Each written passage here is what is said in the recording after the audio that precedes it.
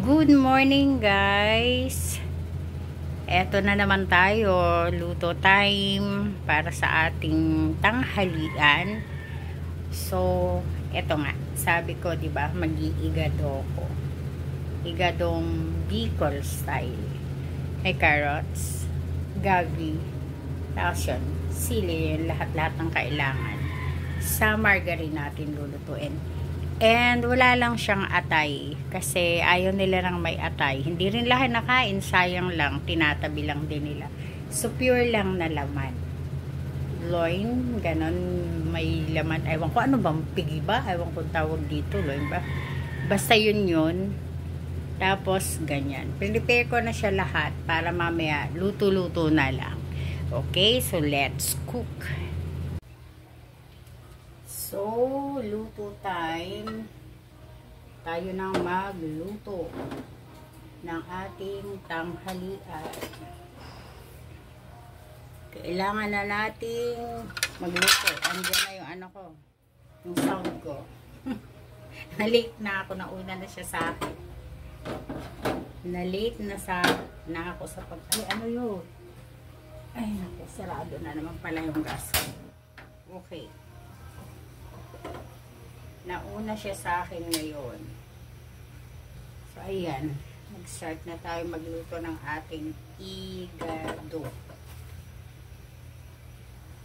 Bigyan natin konting mantika.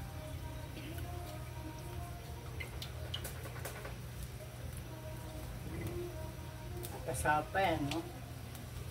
Bahala si Jen.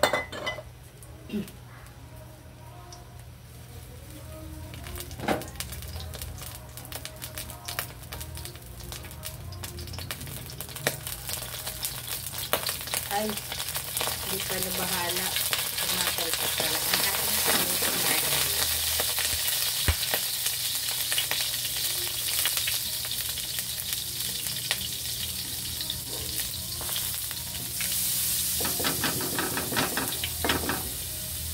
Ayan. Ang ating pamargarine. Pero siguro hinaang bilis naman ito makaano.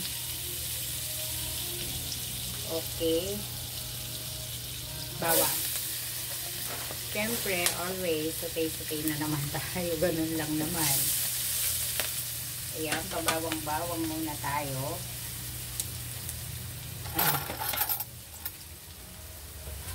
Tayo natin medyo malutong konti. Linis ba yung wash mo? O naglalaba ako. Pinagdagan ko ng water para maganda-ganda.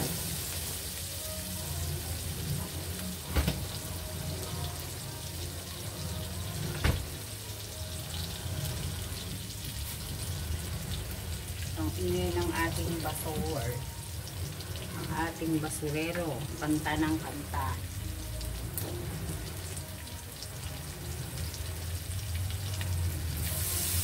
Okay, ito.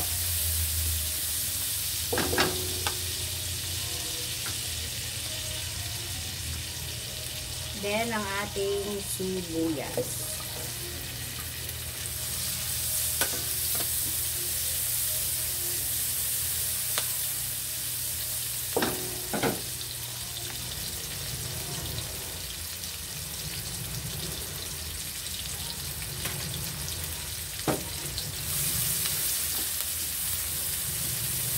Kita naman yan. Ayan, kita naman siya. Hindi naman siya. Okay.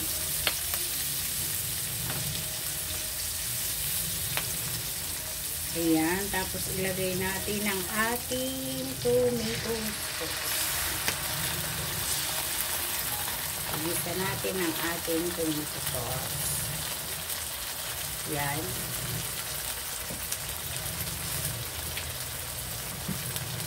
Ay, para masaya, igisa natin siya. Ayan.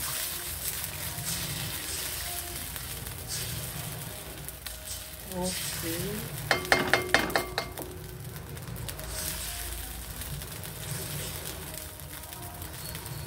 Isunod natin ang ating marinated na karne. Siyempre marinate ko na siya. Kalamansi, toyo, and pepper.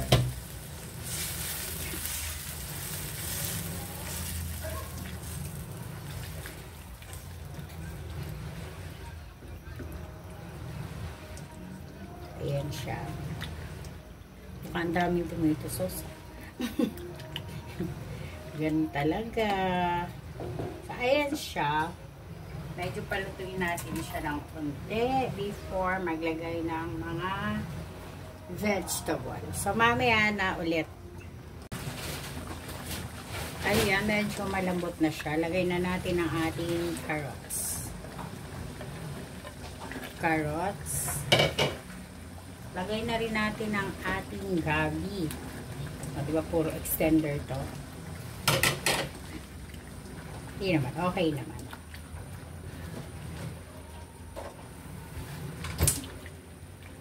Ayan, para maluto-luto na rin sila. Then, pag naluto-luto na yan, tsaka natin lalagyan ng sili. Ganun yan. Sa iba, diba, wala namang gabi siguro ang higado. Ewan ko ba't sa amin meron. So, ayan, mamaya isusunod ko na yung mga iba pa. So, naalala ko, may liver spread pala ako. Para hindi halata, tatuloy. Lagyan natin na liver spread na lang. O, atay pa rin siya. Pero hindi nila makikita nandun yung atay, diba? So, ganun din yun. Atay-atay na lang tayo. Then, lagay natin ang ating bell pepper para umamoy na siya dyan. Di ba, mabango kaya yun kasi yung bell pepper. Ayan, medyo maano na siya, malapot-lapot na siya. Very nice na siyang tingnan. And, lagay tayo ng konti pang pepper.